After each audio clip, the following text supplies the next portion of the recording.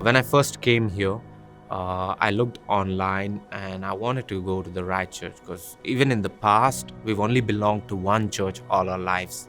Then I read through the website and I read the vision, the values, and everything. And then there was something inside my heart. It just said, this is the thing, this is where you have to go, this is where you belong.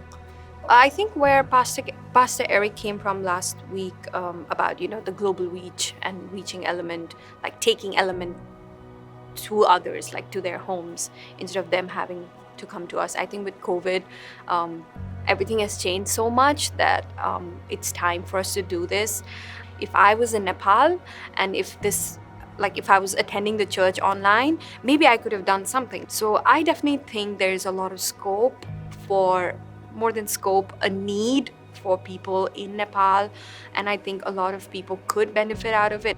I feel places in the developing countries, a lot of churches are shutting down um, due to this COVID issues, like issues with funding, resources, people not being able to come and work, with the distancing rules and things like that.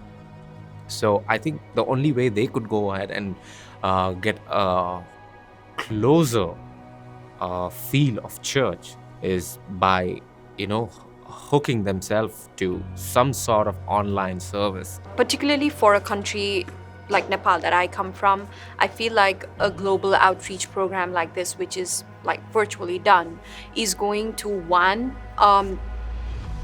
give them an opportunity, give them a place of worship, give them something to weekly go to find what they're looking for in terms of, like it's very easy for us to just get out of our whole biblical routine and just do what we please and lose track of things. So I feel like this will be something they can hold on to, and look forward to every week, since there is none right now, or even if there are, they're very few. This is going to help us reach many more people than we could just reach in St. Charles or in Wentzville.